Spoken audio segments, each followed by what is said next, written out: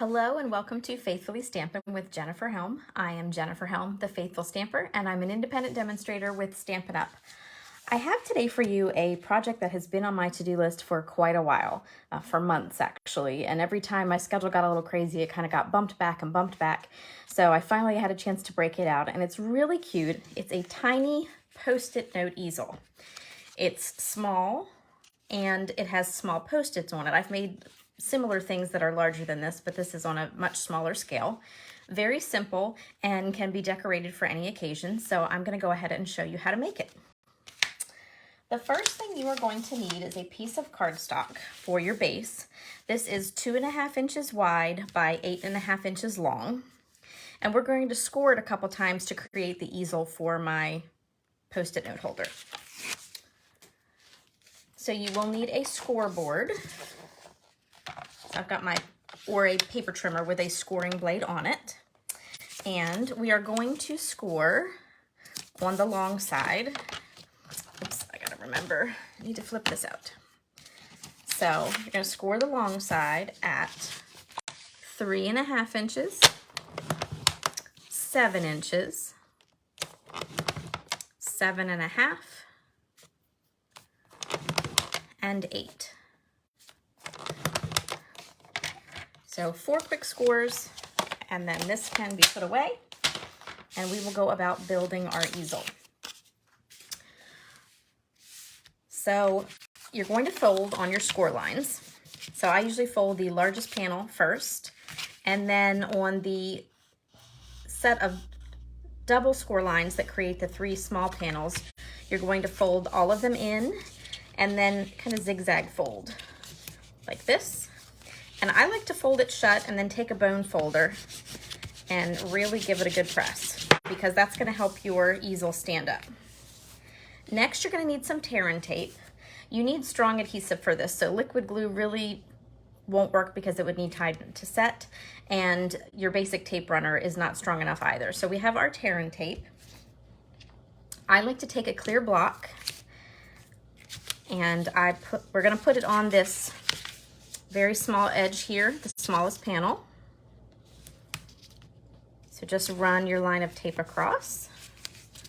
And then I take my clear block, line it up with the end, and pull back against it, and that gives me a nice clean break of tape, not a jagged edge. And then I can peel the backing away. I'm just gonna fold this all together like this. And I like to just fold it and just press from the crease all the way down to the bottom. That usually gives me a straight, the panels adhere straight. Hopefully that makes sense. All right, now really there's no front and back, but I usually take the panel where the seams meet.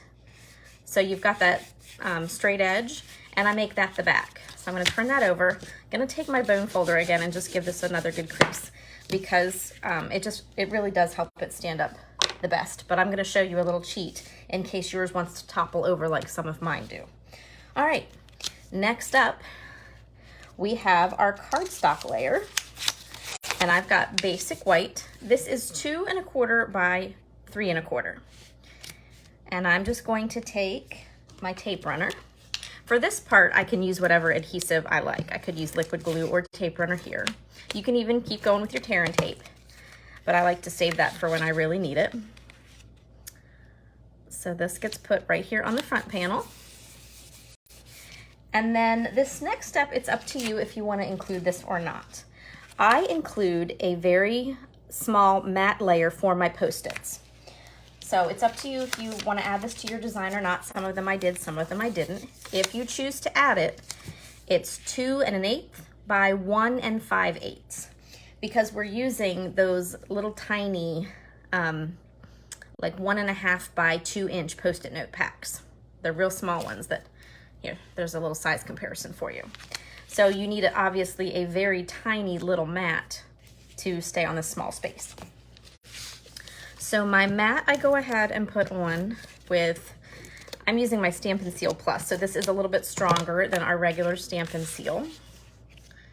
So I'm gonna put it at the bottom, leave a little bit of a border, Give that a good press.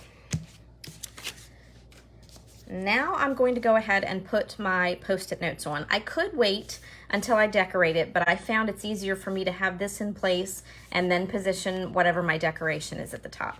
So I just flip it over. I make sure the Post-it is open to the bottom because I'm really handy at gluing things upside down. You can use several strips of thin tear and tape, or if you happen to have a larger tear and tape like I do, I recommend this. It's a little stronger hold. So I'm going to take the tear and tape. This is easier when I can do it up against the edge of my counter, but I'm going to put it right across the top, and I'm going to use that same trick that I used before with pulling back against the edge. And kind of just to make sure I get an extra good hold, I'm going to grab a piece of the thin tear and tape too to make sure that that bottom stays put. I'm going to give this a good press with my bone folder. And then peel. Be careful not to rip the back of the Post-it pad right off. Been there, done that too. And then when you're ready, again, you make sure you have the open part down at the bottom. And just center that as best you can. It's a lot easier when you're not banging your head on your camera stand. There we go. So now for decorations, I am going to use our Ladybug Punch and our Hello Ladybug stamp set. Not really putting a greeting on this, I suppose I could, but I'm actually just going to use the little spots on the ladybug wings tonight. So I need a scrap of basic black. I meant to walk across the room earlier. I forgot what I was going for, and I just realized it was my large dimensionals, but that's okay because I can use small ones. So I'm going to cut out my ladybug body out of the basic black. And then I'm going to cut the ladybug wings out of some real red.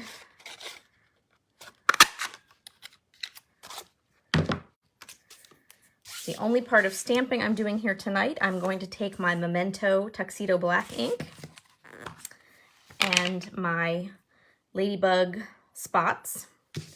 Make sure I have these lined up right. That.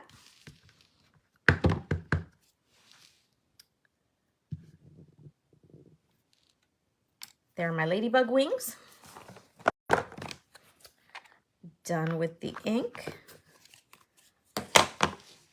I'm going to grab my stamp and seal, put a little adhesive on those wings, and put them into place on the ladybug. Isn't that cute? I love it. And then I'm going to take my dimensionals. This ladybug fits right nicely on the top of my Post-it note holder. If you have a shape that is a little too tall for your top surface, you can still use it, but be careful of where you put your dimensionals. You'll see what I'm talking about on some of my samples that extend a little bit beyond the top. So I'm going to put my ladybug on here at a little bit of an angle, like that. And then as a finishing touch, I'm going to add some of our basic rhinestones. I just wanted it to have a little bit of a bling. So I'm going to put just a couple of rhinestones here to accent my little ladybug. So there we go. Here is my cute little tiny Post-it note holder. Oop. All right, now I wanted to show you, sometimes my Post-it note holders don't want to stand up straight. Now this one, see, made a liar out of me. It's going to stand up straight perfectly, but a little tip for you, because I made a couple of these and all they want to do is fall over like that. They get a little front heavy. It's a very simple fix. Take a piece of cardstock that's 1 inch, nope, I'm sorry, 2.5 inches. Let me double check. Yep, 2.5 inches wide. And I do it just a hair less than 2.5 inches wide. So it's a little bit narrower than the width. And then 3 inches long. Then I score it on that long side at 1 inch increments. So basically I've made a panel I can fold into 3. I glue it together. And then I'll just stick it in the bottom here, kind of like a shim. and then most times it will help my Post-it note holder stand up, there we go, without too much trouble. Okay, so that's a quick and easy tip for you. All right, so let me show you the other samples that I made. I had so much fun designing all these for today. So let's see, I'll fit as many as I can here on the screen. So there's my ladybug, and I like the ladybug so much, I made it in a different color as well. I actually made this one first. This is Flirty Flamingo. So there's my ladybugs. I had fun with the turtle from the Playing in the Rain suite. Let me see, I guess I should do this straight. Anybody OCD like me? And then, of course, the little dancing cheetah from the Zany Zoo. I went a little nautical, and I used our Seaside Bay with our new Azure Afternoon color. But I liked it so much, I actually broke out some Retired Bermuda Bay, and I have the same crab from the Seaside Bay set, and I broke out the little bird as well. And then last but not least, I have our Ready Rhino set. Rhino Ready set, I think it is. I always get that backwards.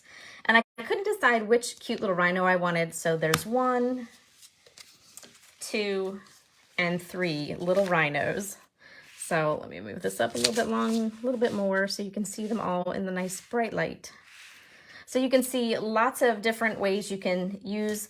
You can use designer series paper for your backing instead of plain cardstock. You could also emboss as well. Just make sure you use a really good adhesive so that doesn't pull away from the base.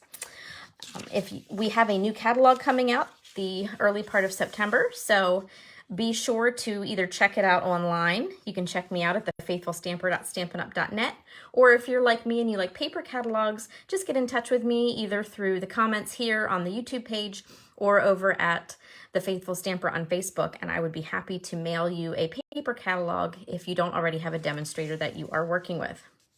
All right, I hope you enjoyed learning how to make those adorable tiny Post-it note holders. Take care and happy crafting.